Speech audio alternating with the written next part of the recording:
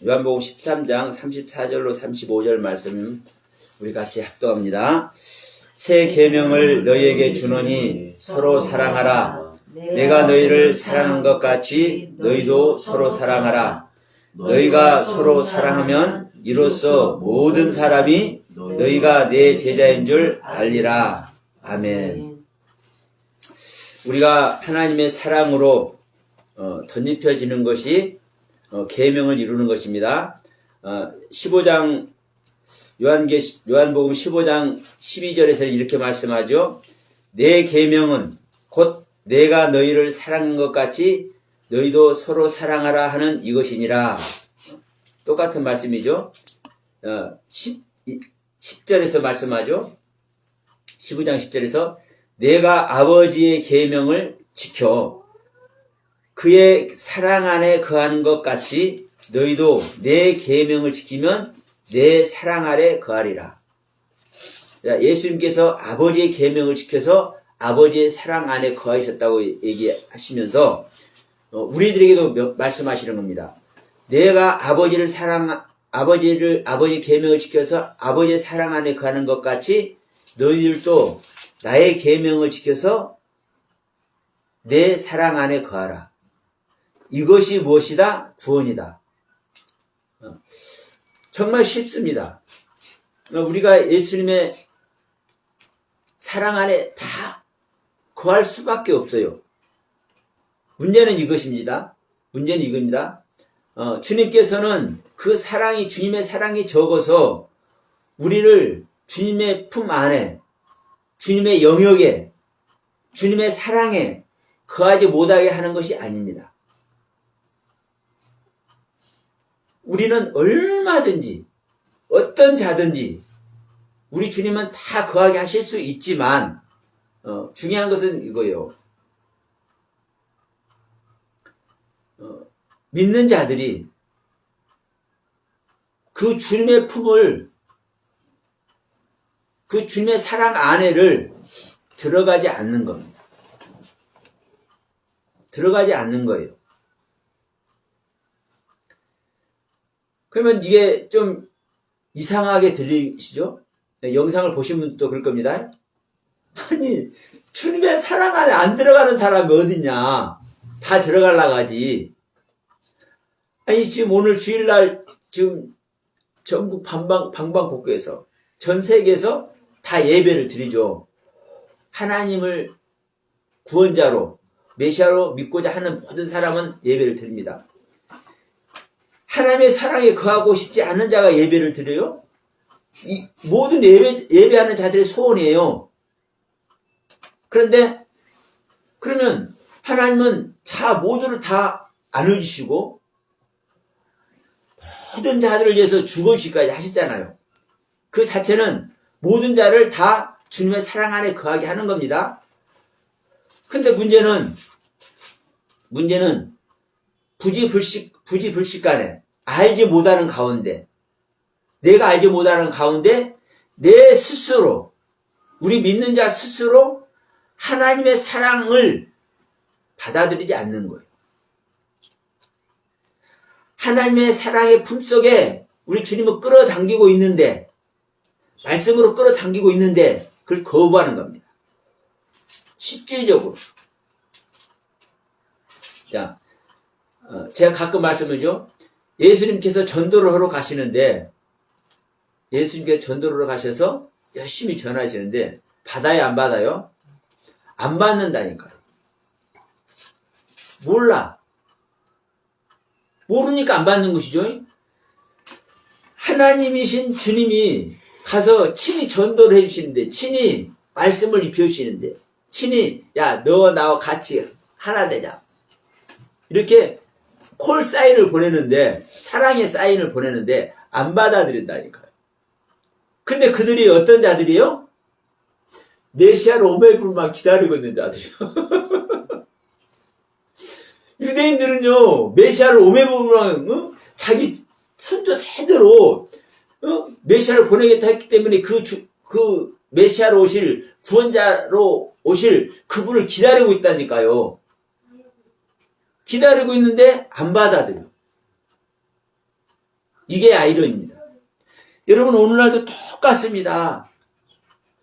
모두 교회에서 모여서 찬양하고 기도하고 예물을 들어가면서 그 주님을 만나려고 지금 발버둥 치고 있지만 그 대부분의 사람들이 주님의 말씀을 안 받아들여. 주님의 가르침을 안 받아들여. 주님의 계명을 지킬 생각 자체를 안 해.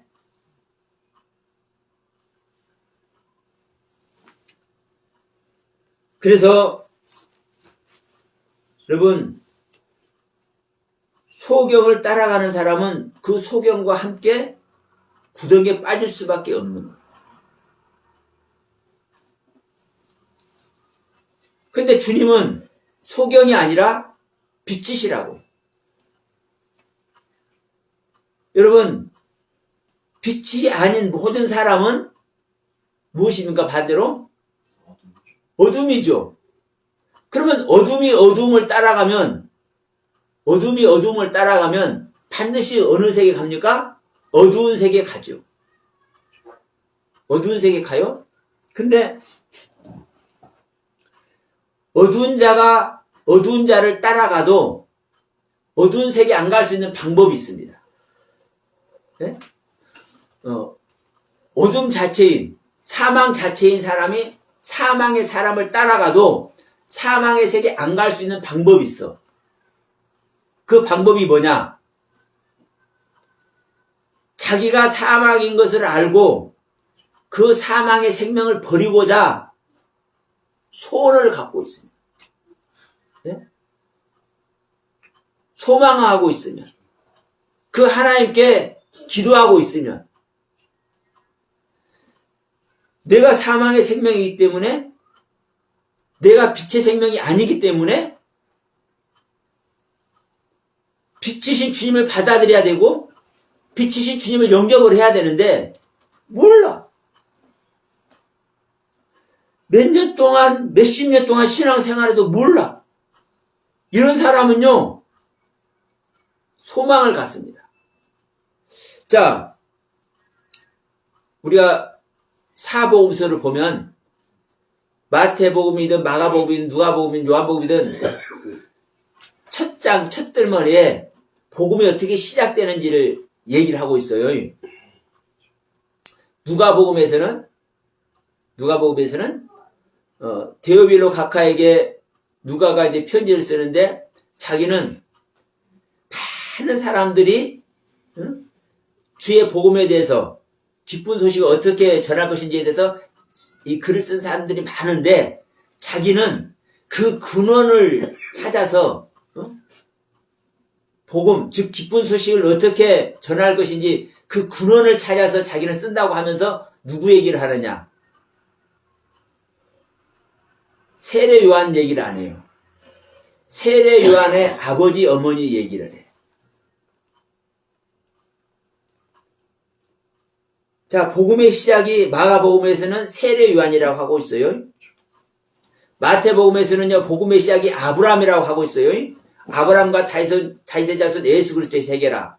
그러면서 아브라함이 누구를 낳고 누가 누구를 낳고 쭉 나오면서 결국은 아브라함이 누구를 낳았다? 예수 그리스도를 낳았다.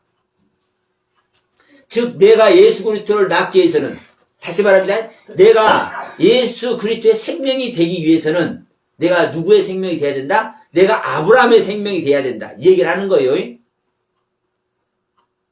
근데 누가복음에서는 복음의 근원,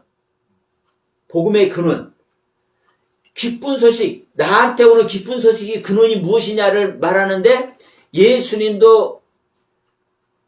이전에 예수님 우리가 영접해야 기쁜 소식을 오는 거예요.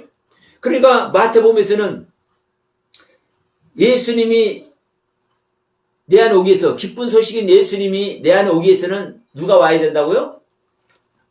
아브라함부터 알아야 된다고요. 아브라함부터.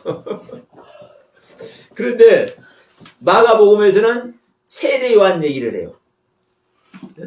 세례 요한은 예수님을 무엇을 하기 위해서?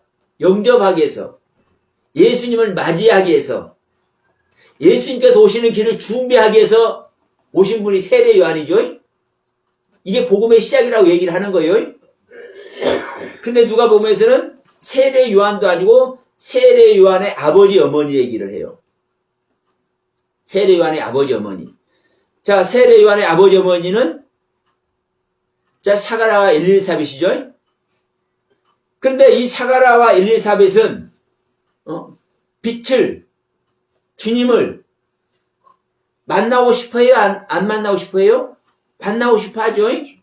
만나고 싶어 하는데 자기들이 평생 그 소망 아래 있었는데 뭐가 없었어요? 자식이 없었어. 육신의 자식이 없다는 그것을 말하는 게 아니에요. 성경은. 자기 안에 자기로부터 하나님의 말씀을 듣고 새롭게 탄생한 생명이 없다라는 거예요. 자식이 없다라는 소리는. 그래서 이것을 놓고 한탄하고 기도하고 있으니까 다시 말하면 자기에게 하나님의 말씀으로 말미암아 새롭게 된 생명이 없다라는, 즉 자기는 새로운 생명을 발견한 그런 말씀의 세계가 없다라는 것을 깨닫고 그것을 하나님께 드리고 있다 보니까 누가 나타나요? 예, 천사가 나타나서 야, 내가 너 복의 근원이 되게 할게. 그 복 누구를 줘요? 세례 요한을 줘요. 근데 그 세례 요한이 주님이 오실 길을 다 예비를 해. 세례 요한이 태어나는 자체가 주님이 오신다고요. 주님이 오시기 위해서는 반드시 세례 요한이 먼저 와요. 왕이 어디를 행차하려면은요, 미리 선발대 가서 왕이 그 행차할 길을 쫙 예비를 한다니까. 똑같이 우리 믿는 자에게 예수 그리스도에게 임마누엘 하기 위해서는요, 어느 날 갑자기 그냥 절대로 안 와요. 주님께서 오실 상태가 되었는지 안 됐는지 점검을 해. 누구를 보내서? 세례 요한을 보내서. 세례 요한의 경륜의 말씀을 보내서. 그런데 이 세례 요한이 오기만 하면 반드시 예수님이 와. 근데 이 세례 요한이 어떻게 사가라와 엘리사벳에게서 오게 됐어요? 자기에게는 생명이 없다. 자기에게는 새 생명이 없다. 나에게는 빛이 있을 만한 말씀의 세계가 없다. 이것을 깨달았을 때 와요. 근데 이것을 못 깨달은 사람에게는요, 안 와. 절대로 안 와. 오늘날도 똑같아요. 오늘날 똑같아. 예수님 오셨을 당시 수많은 유대인들이, 이스라엘 사람 전체가 유대인입니다. 그들 전체는 누구를 기다려요? 메시아이신 주님을 기다리고 있어. 그리스도를 기다리고 있어. 그런데 실제 그 그리스도가 와서 지금 사인을 보내고 댕겨. 어떤 사인을 보내요? 어느 날 잔치집에 가서 포도주가 떨어지니까 물을 갖다가 부으라고 했는데 그 물이 포도주가 돼버린 일이 일어나네? 막 귀신이 떠나가고 인간으로서 고칠 수 없는 막 병자들이 벌떡벌떡 일으켜버리고, 이게 사인이에요, 사인. 내가 너희를 구원하러 왔다. 내가 너희들이 기다리는 그 메시아야. 내가 하는 일들을 봐. 이게 사인이라고, 사인. 그런데 이 사인을 보내도 안 믿어. 저 사람이 뭔가 틀리긴 틀리는 것 같은데? 뭘 해보려고 그래요? 확인해보려고 그래요. 확인. 그러면서 안 믿어. 딱 누구만 믿어요? 12명만 믿네. 12명만. 제자들만. 사실 제자들 외에도 많은 사람이 믿어요. 믿는데 어느 정도, 어느 상태로 믿어요? 자기가 알만한, 자기가 깨달은 것만 믿어. 그러니까 예수님께서 요한복음 6장에서 너희들이 내 살과 피를 먹어야 된다. 어? 그래서 내 살과 피를 먹지 않으면 너희들과 나는 아무런 상관이 없다. 어? 내 살은 하늘에서 내려오는 생명의 떨이다. 어? 내 피는 영생을 유게 하는 음료다. 이렇게 하니까 아니 저것이 이거는 도대체 이건 이해가 안 된다. 어떻게 우리가 너를 네 살과 피를 먹냐? 그나마 믿으려고 생각하는 사람들, 믿으려고 작정하고 따라다니는 사람들도 다 도망가버려. 어렵다고. 12명만 남아요. 그게 결국 뭐예요? 결국 12명밖에 안 믿는 거예요. 그 유대인 전체 중에서 12명. 그러니까 이것이 이제 간단하게 말하면 10문둥이 중에서 한 문둥이만 믿는 거예요. 10문둥이 중에서. 이것이 오늘날 여러분 똑같다고요. 전 세계 기독교, 줄여서 우리 대한민국, 한국 교회에 전체가 지금 이 모습으로 유대인들의 같은 모습으로 지금 찬양하면서 기도하면서 말씀을 외워가면서 하나님께 예물 드려가면서 이 모양 저 모양으로 헌신하면서 예배를 하고 있는데 안 믿어. 뭘 안 믿냐? 말씀을 안 믿습니다. 왜 말씀을 안 믿어요? 이 말씀이 있기는 있는데 몰라. 자, 예수님을 영접했잖아요. 대면했잖아요. 대면. 응? 대면했어. 대면했는데 몰라. 예수님을 대면했을 때 기적과 이적을 행하시는 예수님을 대면했을 때 이 예수님이 일반인이 아니라는 거 다 알잖아요. 유대인들 다 아는 거예요. 다 아는데 그래도 못 믿어. 이게 우리 인간의 모습이라고. 그래서 나란 존재의 생명을 가지고는요 절대로 받아들일 수 없는 겁니다. 나의 옛생명, 사망의 생명을 가지고는요 진정한 하늘의 생명을 절대로 받아들일 수 없는 거예요. 그러니까 조금 전에 제가 말씀드렸습니다. 우리가 사망인 사람을 따라가도 사망이 되지 않고 생명이 될 수 있는 길, 자기가 사망인 존재를 깨달으면 되는 거예요. 근데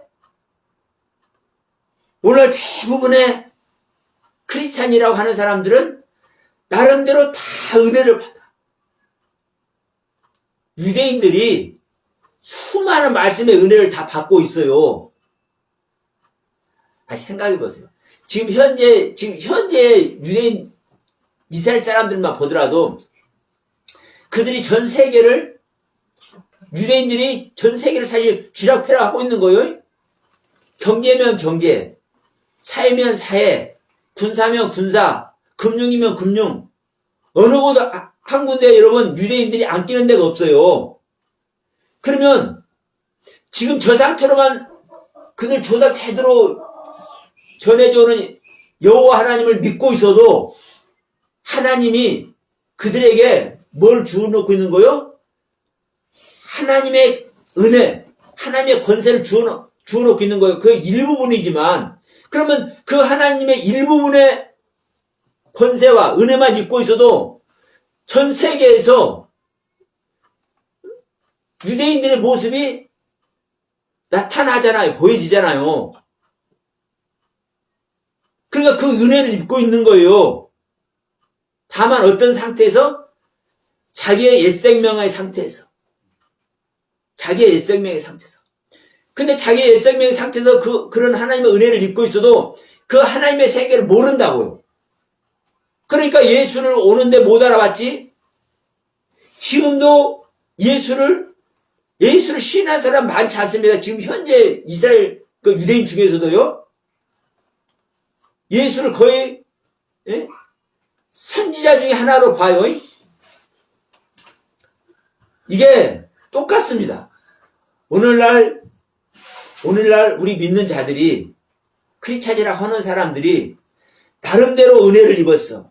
나름대로 깨달음의 세계를 가지고 있어. 그러니까 그것이 주님과 함께한 모습이라고 생각하고 있어. 이게 속는 거예요. 이게. 내가 아무리 큰 깨달음 안에 있어도 내 생명 가지고는요, 절대로 여러분, 하늘의 생명을 따라갈 수 없는 겁니다. 하늘의 생명 속에 속할 수가 없는 겁니다. 그래서 내가 욥 얘기를 요즘 계속 자주 하죠. 그래서 주님께서 말씀하시는 거예요.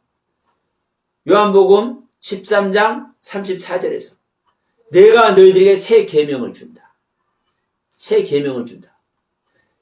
그러니까 너희들은 서로 사랑해라. 어떻게 사랑해라?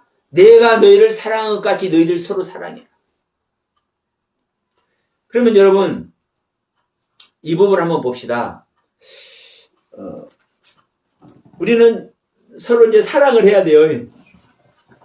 서로 사랑만 하면 하늘나라가 이루어져. 하나님의 나라가 이루어져. 근데 여기서 우리는 딜레마에 빠집니다. 왜냐? 이게 하나님의 명령이고 하나님의 법이잖아요. 예수님께서 주신 법이잖아요. 이 계명은요, 이 톨레도트는요, 여러분, 톨레도트가 아니라 이 계명은 명령이에요, 명령. 예? 명령. 그런데 이 주님의 명령 지켜야 될 걸 다 알아. 그런데 내가 너희들을 사랑한 것 같이 너희들 서로 사랑해라. 이거 지킬 수 있다고 생각하는 사람, 이렇게 말하는 사람 거의도 없습니다. 그리고 여기서 자신 있어 하는 사람 없어. 그리고 설령 자신 없다 할지라도 이 말의 진리를 깨닫고 이 말씀의 진리를 전하는 사람 자체가 없어. 거의 없어. 왜냐? 모르기 때문에 그렇습니다. 자기 옛 생명 안에서, 자기 사망의 생명 안에서 하늘의 생명을 구별하고 분별하려고 아무리 노력하고 아무리 연구를 해도요, 할 수가 없는 거예요. 할 수가 없어. 내 생명을 버려야만 내 버려진 나의 생명에 하나님의 생명이 와야만 그때서 가능합니다. 그래서 우리 지난 요한일서 우리 말씀 나눴죠? 하나님께로 난 자는 범죄하지 않는다? 범죄하는 자는 하나님을 보지도 못하고 알지도 못했다? 근데 그 하나님께로 난 자가 이르러야만, 하나님께로 난 자가 그 생명이 오셔야만 뭘 한다는 거요? 지각을 주셔서, 깨달음을 주셔서 아버지를, 참 하나님을 그때서 알게 된다고 얘기를 하잖아요. 아버지를 안다라는 것은요, 그때서 하나님의 말씀이 무엇인지 이거를 그때서 이제 보기 시작하는 거예요. 그 전에는요, 우리가 완벽한 하나님의 말씀 갖고 있어도 못 보는 거예요. 어떤 상태로 못 봐요? 하나님의 뜻의 상태로. 하나님께서 가르치는 그 가르침의 그 상태 그대로를 못 보는 거예요. 다만 어떤 상태로는 봐요? 내가 깨달은 상태로는 봐.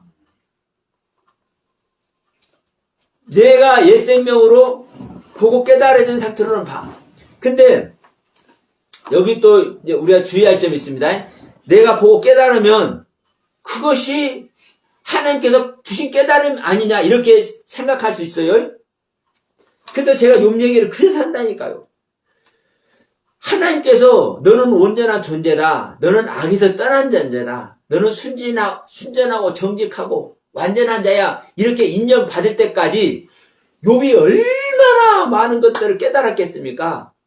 근데 그것을 깨달았어도 자기가 하나님을 귀로만 듣는 상태로 그것을 깨달은 것이 눈으로 보는 상태로 깨달은 것이 아니라니까요. 이게 우리는요, 여기에 정말 우리는 모든 나의 것을 뭘 해야 돼요? 쏟아 부어야 돼.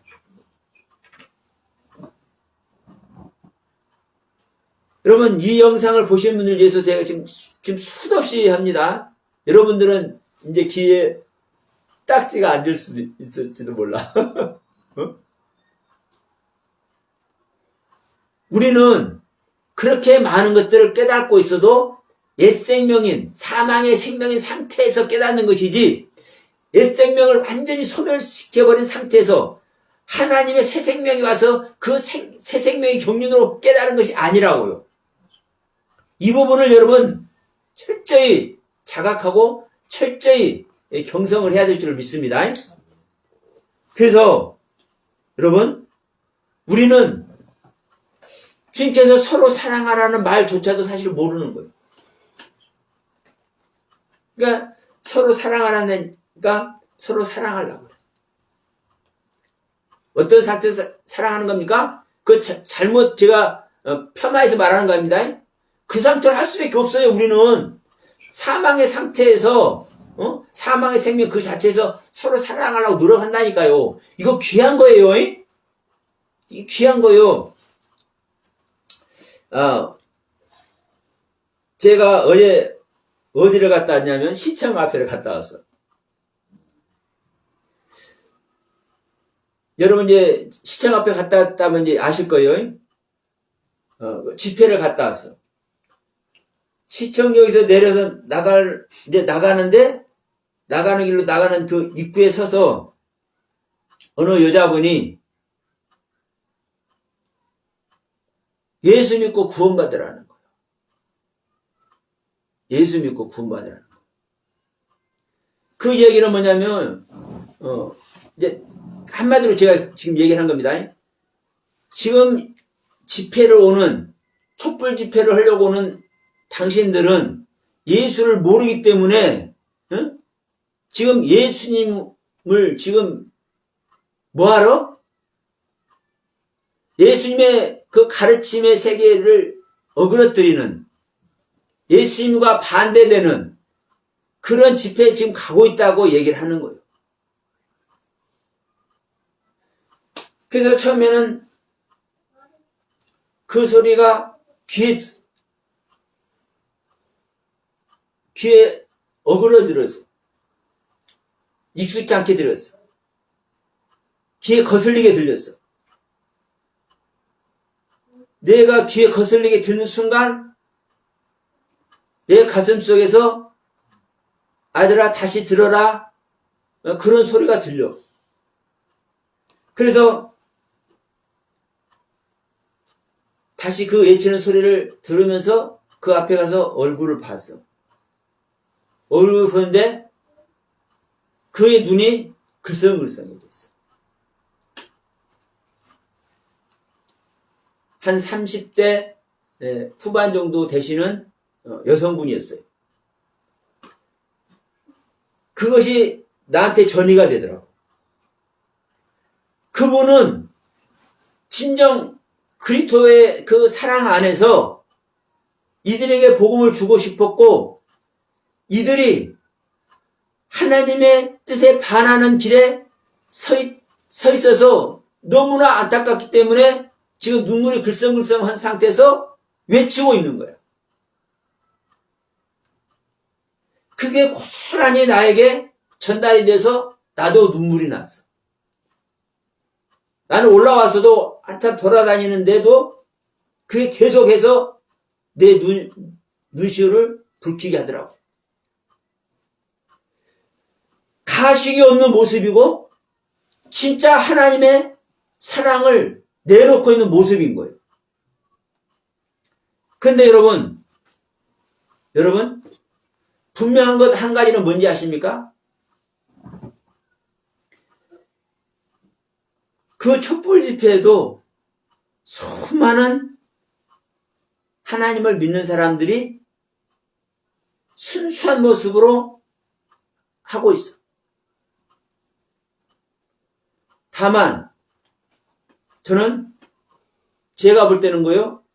인간의 상태에서 인간의 상태라는 것은 사망의 생명입니다. 이 아담 자체는 사망의 생명입니다. 사망의 생명의 상태에서 하나님께 속한 자, 그래서 하나님께 속았는데도 불구하고 촛불 집회에 임하는 자가 있고 하나님의 생명의 상태에서 태극기 집회에 임하는 자가 있을 뿐이야. 여러분, 이 부분을 가지고 제가 이 부분을 한번 또 말씀을 드려봅니다. 한국 기독교의 진보와 보수를 나누는 이 한국 기독교의 상태에서 가장 그 이슈가 되는 부분이 또 한 가지가 뭐냐면요. 동성연애에 대한 겁니다.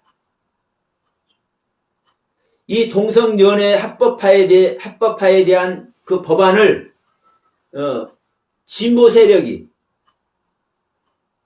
진보 개혁 세력이 민주당을 위시한 진보 개혁 세력이 이것을 통과시키려고 하는 거야.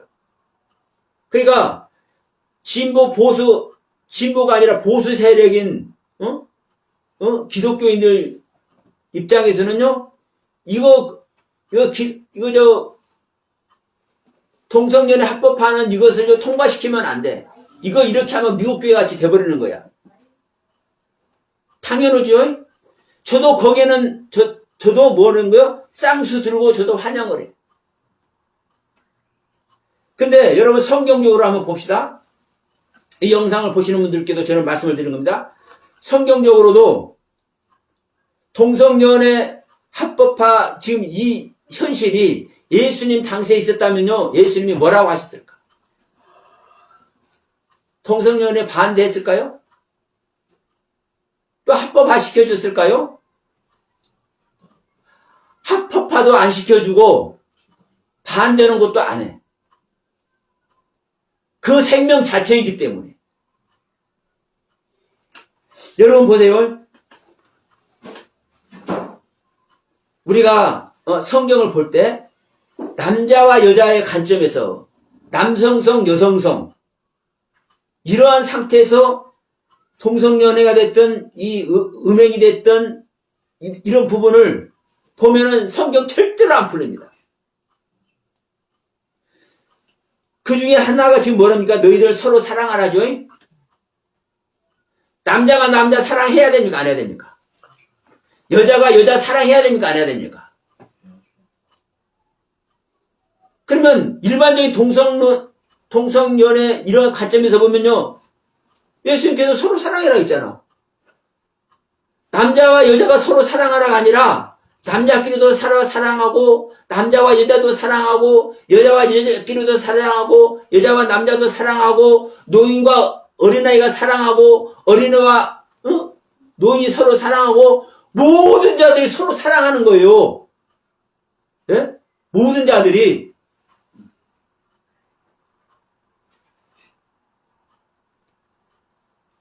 제가 진보 유튜버 방송에서 이 동성연애 이 부분을 가지고 토론하는 것도 들었어요. 근데 진보 유튜버 그 축에 있는 그 목사님이 아니 예수님 당시에도 예수님은 그렇게 말씀하시지 않았다. 그들을 두둔했다. 이런 표현을 해요. 그것도 사실 옳습니다. 그런데 이 동성연애에 대한 현재 한국교회 이슈가 되고 있는 이 동성연애에 대한 해답을 못해. 제가 이 자리에 말씀드립니다. 여러분 동성연애 하는 것은요. 우리 인간의 사고방식으로 남성성 여성성의 사고방식으로 표현하는 것은 성경적인 해석을 할 수가 없는 겁니다. 성경은요, 생명이야기라는 생명이야기. 그래서 레위기 15장인가요? 거기서도 보면은 설정하는 자도 불결한 자고 유출하는 자도 불결한 자예요. 설정은 남자들이 정액을 내보내는 겁니다. 유출은 여자들이 생리를 하는 겁니다. 그런데 병 걸려서 이렇게 유출을 하는 것이 아니라 남자도 내가 일부러 설정을 하는 것이 아니라 몽정을 하잖아요. 젊은 남자들 몽정을 해요. 나이 먹으니까 안 하더라고요. 네, 근데 젊었을 때는요, 혈기왕성했을 때는요, 몽정을 해요. 자연스럽게 나오는 거예요. 내가 헐락해서 하는 것이 아니라 하나님께서 그렇게 해놓으신 거예요. 여자들은요, 한 달에 한 번씩 생리하죠. 이거 자기 하고 싶어서요? 하나님께서 그렇게 만들어 놓은 거예요. 생명 탄생을 하도록. 그런데도 불구하고 자기가 하고 싶어서 하는 것도 아닌데도 불구하고 유출을 하면은 그것도 불결한 거야. 응? 몽정을 해도 설정을 해도 그것도 불결한 거야. 왜? 모든 것은 피는 생명을 탄생시키기 위한 것입니다. 그러니까 생명 탄생이 안 되는 모든 것은 뭐예요? 죄예요, 죄. 그런 차원에서 말씀하는 거예요, 성경은. 그러면 남자, 여자도 마찬가지예요. 자, 사도 바울이 디모데를 아들이라고 하죠. 사도 바울이 남자인데 디모데가 남자인데 남자가 남자를 낳아요? 생명공학적으로 이거 안 나오는 거죠. 성경의 논리는요, 생명 이야기합니다. 남자가 남자를 사랑해서 남자를 낳는 거예요. 남자가 여자를 사랑해서 거기서 남자는 여자를 낳는 거예요.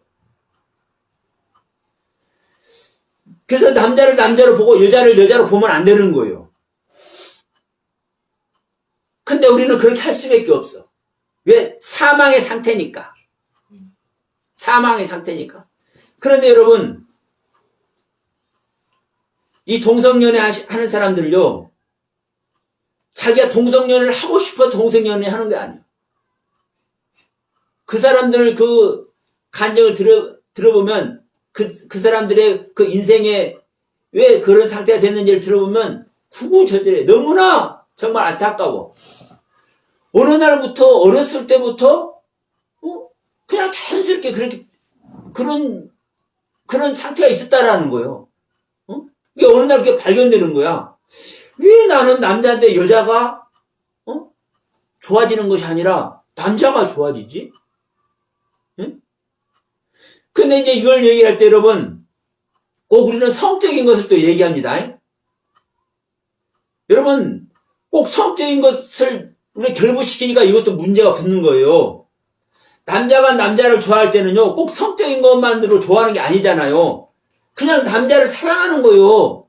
여자들끼리 하는 것도요, 그냥 여자들끼리 사랑하는 거예요. 그런데 자기는 원래부터 그 생명이었어. 그러면 이게 하나님 앞에 죄가 되는 겁니다. 왜? 남자 여자가 하나가 돼야 가정을 이루고 생명이 되는 건데, 그래서 남자와 여자가 한 몸이 되는 것이 그리스도와 교회에 대해서 얘기하는 것이라고 얘기를 하잖아요. 이게 구원이라고요. 내가 교회가 돼야 구원이라고요. 그러니까 남자와 여자가, 그래서 이제 우리들의 현실 세계에서도 우리들의 삶 속에서도 이걸 알려주기 위해서 남자 여자의 모습을 우리 하나님께서 주고 있는 겁니다. 그러니까 남자와 여자가 만나야 생명이 탄생되는데, 서로 남자끼리 서로 사랑하면 생명 탄생이 됩니까? 안 됩니까? 안 되죠. 영적으로는 될지언정 인간적으로 안 된다고요. 그것도 지금 하나님은 지금 우리의 삶 속에서 이것을 깨닫게 하는 거예요. 자, 여자들끼리 사랑해도 생명 탄생이 안 되잖아요. 그래서 그게 죄인 거예요. 그러나 영적으로는요, 여자들끼리 사랑해도 생명 탄생이 되는 거죠. 그러면 여러분, 이게 뭡니까? 병인 거예요, 병. 이게 온전한 것이 아닌 거예요. 한마디로 아픈 거예요. 그러면 아픈 거면 치료해야 되죠. 치료는 누구로만 할 수 있습니까? 하나님으로는 할 수 있습니다. 그러면 자, 보수 기독교인들이 정말 동성연애를 반대를 하면 그들을 위해서 자기들이 뭘 했는지 한번 얘기를 한번 해보시라. 한국교회에서. 한 거 없어요. 근데 지금 지난 정부 박원순 서울시장 할 때 시청 거기서 시청 광장에서 동성연애 하는 사람들 모여서 막 축제도 하고 그랬죠. 허락해가지고. 사실 그것도 여러분 잘못된 거예요. 어디 축제를 해? 병든 사람들이 축제를 해? 근데 그들은 축제할 때 막 가면 쓰고 막 별짓거리 다 하면서 몸뚱아리 다 꺼내놓고 이런 축제를 하죠. 이건 여러분요 미친 짓이에요. 그러나 여러분 잔치는 해야 돼요. 그들 세계만의 잔치. 그러면 그 잔치, 제가 말하는 그 잔치와 지금 이 동성연애자들 세계에서 있는 이 축제는 뭐가 다르냐? 동성연애를 하는데 동성연애 하는 사람들 이렇게 축제하는 것과 제가 동성연애 하는 그런 사람들을 위해서 잔치를 해야 된다고 말씀했습니다. 그러면 제가 말하는 이 잔치와는 무슨 차이가 있느냐? 여러분, 왜 잔치를 해야 되냐면, 동성연애하는 사람들 병자한 겁니다. 온전하지 않는 것이고, 잘못된, 사망의 생명의 상태에서 잘못된 사관 아래 있는 거요. 생각의 세계에 있는 거요. 그것을 올바로 이끌어주기 위해서는요, 그들의 마음을 이끌어내야 되기 때문에, 그들의 마음을, 바로 세울 수 있는 그 세계로 하나님의 세계로 이끌어야 되기 때문에 그 마음의 근본이신 모든 것의 근본이신 분만 바꿀 수 있습니다. 그렇기 때문에 그들을 이끌어내기 위해서 뭐 하는 거예요? 그런 차원의 잔치를 해야 되는 거예요. 어린이 병동, 소아암 병동이 됐든 뭐가 됐든 예를 들어서 당뇨 환자를 위해서 하는 잔치, 병원에서의 잔치, 그래서 암 환자들 위해서 하는 잔치, 그럴 때는요, 그 암 환자들 위해서 뭔가 필요한 정보라든가 이런 걸 준비해서 하잖아요. 그래서 그들을 위로하고, 그래도 무엇인가 도움을 주기 위해서 이렇게 하잖아요. 그 똑같이, 그래서, 자, 한국에 있는 보수 기독교인들이 해야 되는 것은 무엇인 거예요? 그 동성연애 하는 사람들 모아놓고 뭘 해야 돼요? 그들 위해서 잔치를 해줘야 돼. 우리가 하나님을 알면은 하나님의 올바른 가르침 안에 있으면 너희들의 이런 옳지 않은 모습도 뭘 할 수 있다? 다시 바꿔질 수 있다. 바르게 세워질 수 있다. 서로 사랑해서 생명 낳는 그 상태에 올바른 가정을, 인간으로서의 올바른 가정을 이룰 수 있는 그 세계에도 갈 수 있다. 이런 희망을 주기 위해서 이걸 해야 되는 거예요. 그런데 여러분, 한국 기독교의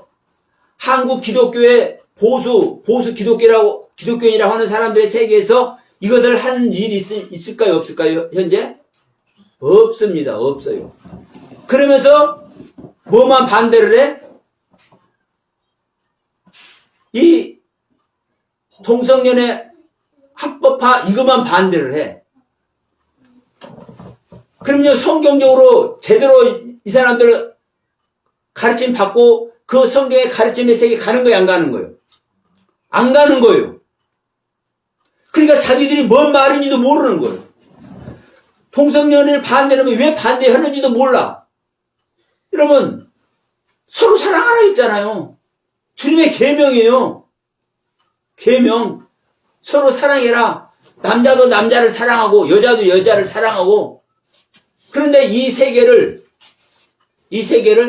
인간의 관점에서, 육신적인 관점에서, 죄악적인 관점에서만 이 사랑하는 세계를 투과를 하는 거예요.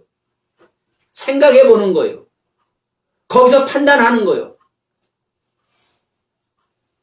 여러분, 그 동성연애하는 그 사람들의 세계의 아픔과 그 애환의 세계는요, 들어보고자 생각도 안 해.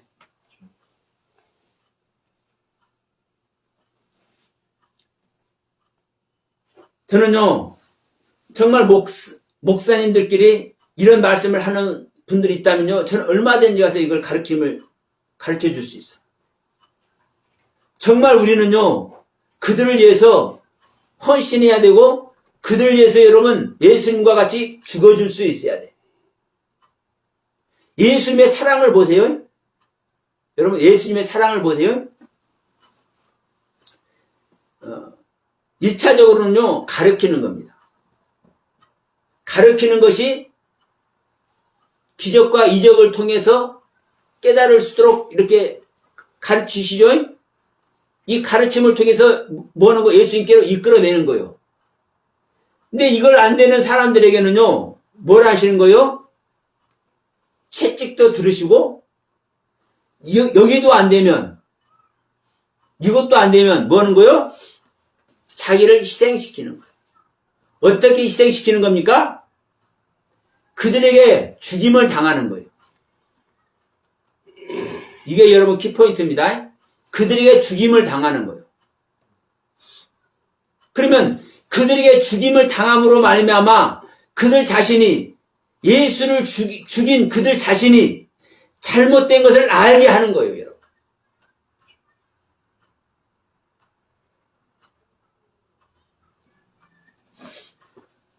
오늘날 우리가 예수의 사랑을 전하려면 우리 크리스찬들이, 기독교인들이 동성연애 하는 사람들에게 정말 예수의 사랑을 전하려면 그들을 위해서 죽어줄 수 있는, 예수님과 같이 그들에게 죽어줄 수 있는 이 각오라도 하는 사람이 있는지 없는지 저는 묻고 싶습니다. 이 예수의 가르침의 세계를 그들에게 어떻게 표현할 것인지 묻고 싶어.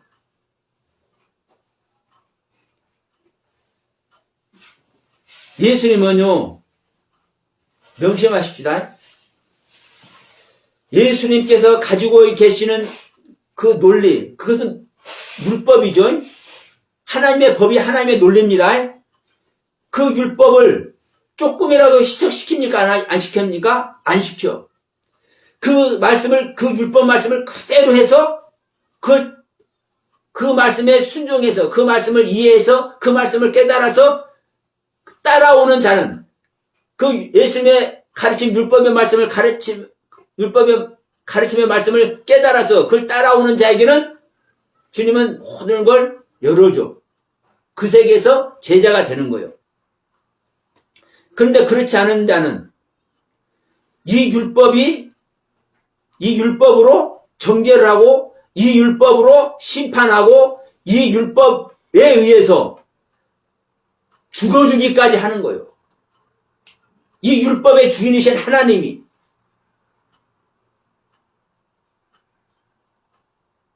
그러면 다른 사람 놔두고 저에게 이제 이 부분을 주님께서 말씀하시게 한다는 것은요, 너는 이걸 할 수 있느냐, 이거를 말씀하시는 것이겠죠? 그래서 저는 이런 말씀을 간혹가다 하죠. 다른 사람이 볼 때는 한낱치기로 볼 수도 있어요.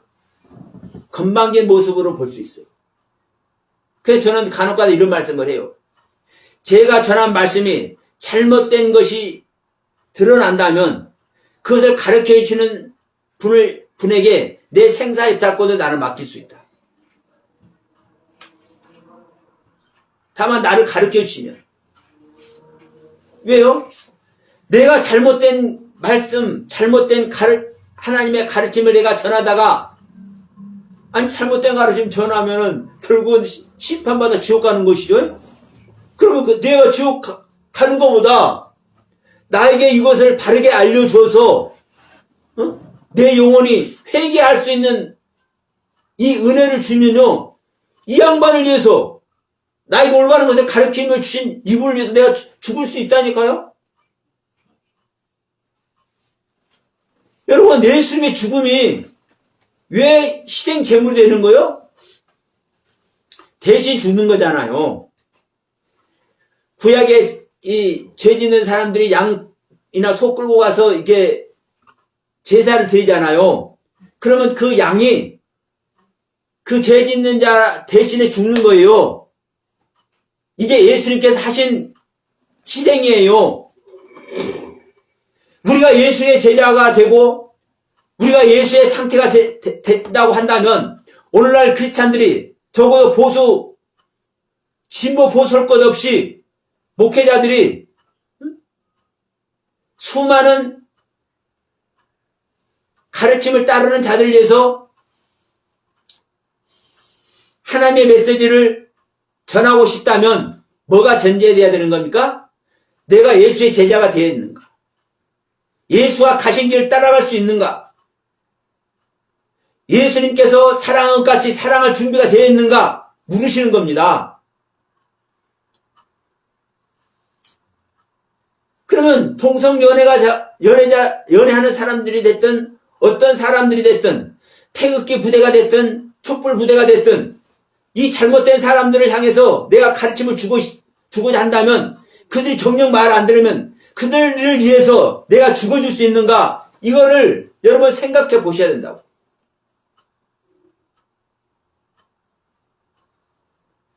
여러분, 우리 믿음의 세계는 하나님을 믿는 세계는요, 말로만 하나님을 믿는 거 아닙니다, 여러분. 말로만 하나님께서 나에게 오시는 게 아니에요. 생명의 논리라고요, 생명의 논리. 내가 하나님의 생명을 얻지 못하면 나란 생명은 절대로 구원을 받을 수가 없는 것이고, 나란 생명이 하나님의 생명을 받아야만 그 하나님의 생명으로 말미암아 구원의 길을 가는 거라고요. 적어도 목사를 한다면, 그리고 하나님을 향해서 믿음을 드리고자 하는 성도라는 이름을, 우리 각자가 성도라는 이름을 갖기를 소원한다면, 성도의 신분이 되고자 한다면, 내 이웃을 위해서, 내 주위 사람들을 위해서, 내 부모 형제를 위해서 실제로 내 한 몸 죽어줄 수 있는지.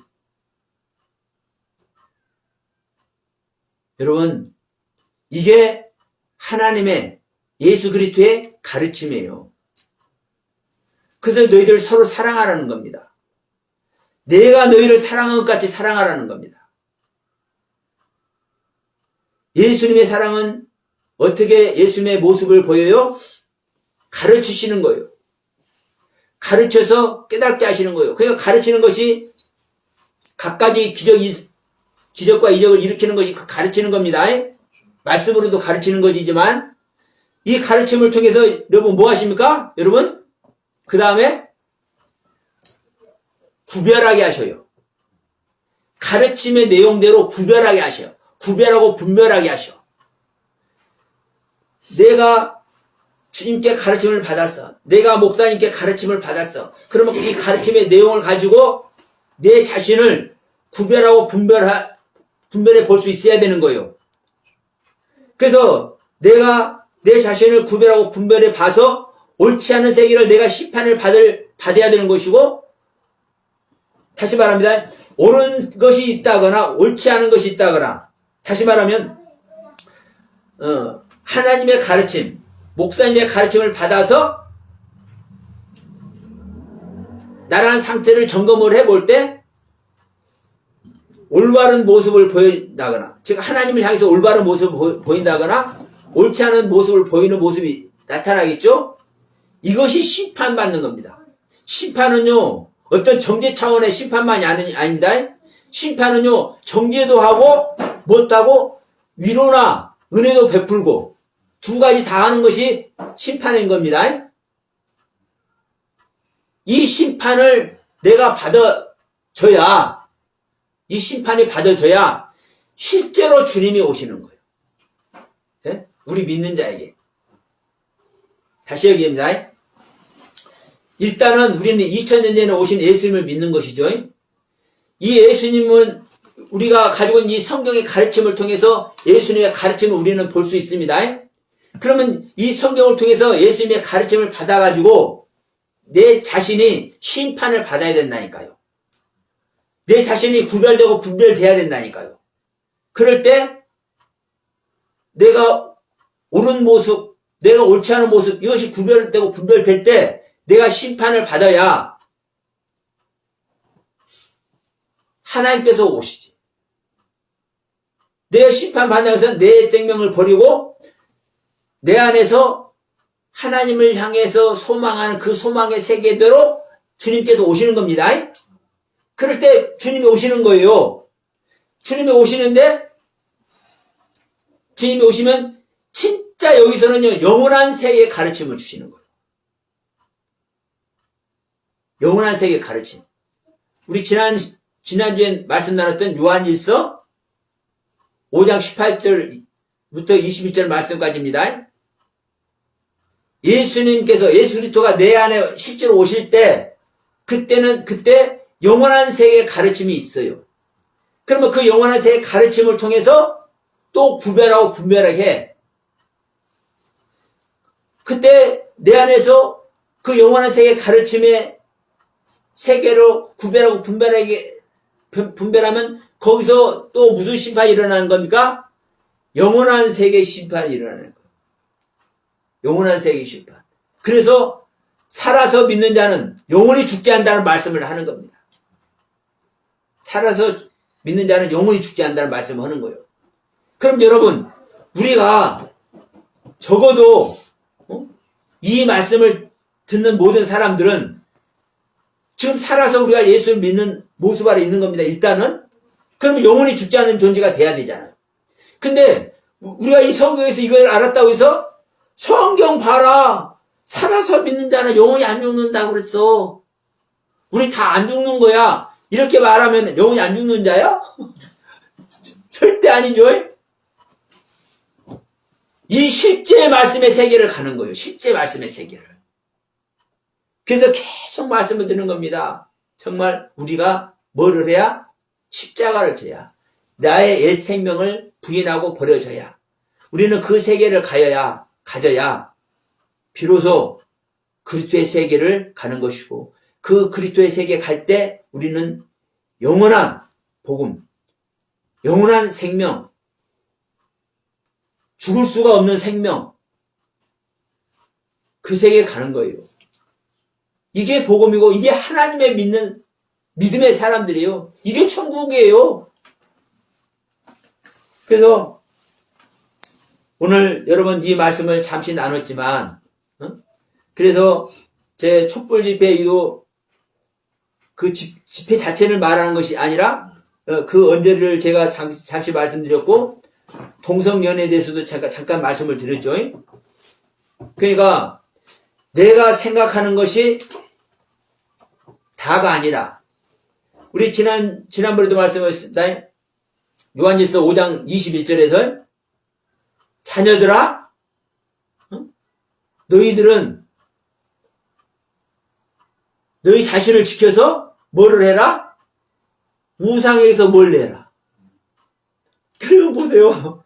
자녀라고 하면 하나님의 생명을 얻어서 예수 그리스도의 생명과 실제 온전한 생명 결합이 돼서 범죄치 않는 자를 소유하고 있는 상태가 된 거예요. 그러면 여기 있는 사람들이 거짓인 우상을 섬겨요? 말도 안 되는 거잖아요. 그런데 이 우상을 멀리 하라고 말하잖아요.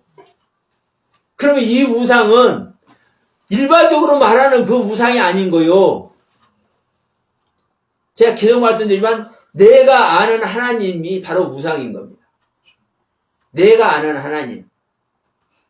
우상은요, 숭배 대상입니다. 숭배하는 게 우상이에요. 그러니까 내가 아는 하나님만 딱 숭배하고 있는 것이 이게 우상이에요. 다시 말하면 내가 믿는, 내가 알고 있는 하나님만 딱 하나님이라고 하는 사람은 천국 못 가는 거예요. 예? 진정한 구원에 들어갈 수가 없는 거예요. 그래서 어떤 하나님을 믿는 거요? 내 안에 하나님의 생명이 오셔서, 내 안에 하나님의 생명이 오셔서 그 하나님의 생명이 가르쳐 주신 하나님을 알 때 우리는 온전한 하나님을 아는 겁니다. 예? 그래서 그리스도가 우리 안에 이르러 뭘 하면 지각을 주면 깨닫게 하면 그때 알게 하는 하나님을 우리는 참 하나님을 그때서 안다고 얘기하는 거예요. 그 하나님을 알 때 우리는 뭘 할 수 있습니까?